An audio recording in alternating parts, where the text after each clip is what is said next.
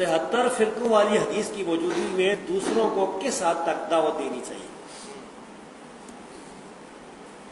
73 فرقوں والی حدیث تو صحیح ہے، اس میں شک نہیں کہ صحیح حدیث ہے۔ 72 دوسری ہے، ایک جنتی ہے۔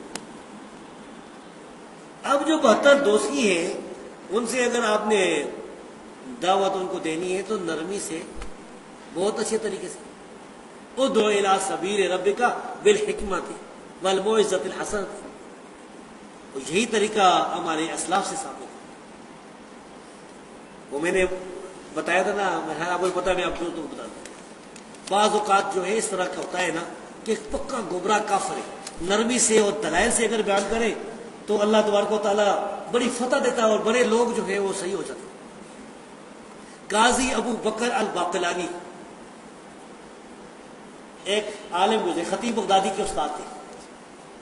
اس زمانے میں غالباً معتصم باللہ کا دور تھا بغداد میں، تو عیسائیوں کا جو بادشاہ تھا وہ ادھر قسطنطنیہ میں ہوتا تھا، ترکی میں جو اس وقت ہے، یہ اس وقت عیسائیوں کا دارالخلافہ تھا، یہ اس وقت فتح نہیں ہوا تھا۔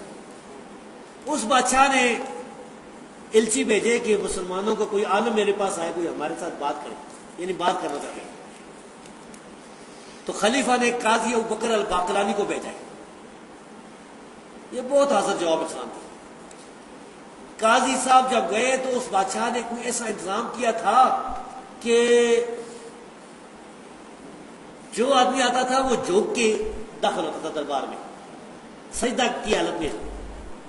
قاضی ابو جعفر جب اس جگہ پہنچے تو انہوں نے کھڑے ہو کر پہلے پیٹھ بھی کر لی اور پہلے ٹانگیں اندر داخل کی اور پھر پیٹھ پر چلتے ہوئے آگے دربار میں سیدھے کھڑے ہوئے۔ تو بادشاہ تو ناکام رہا۔ اس بادشاہ نے مذاق اڑاتے ہوئے طنز و مزاح کے اس الفاظ میں کہا کہ سنا ہے تمہارے نبی کی بیوی پر زنا کی تہمت لگی تھی۔ امی عائشہ صدیقہ کا اس نے ذکر کیا، مسلمانوں کی توہین کرنا چاہتا تھا۔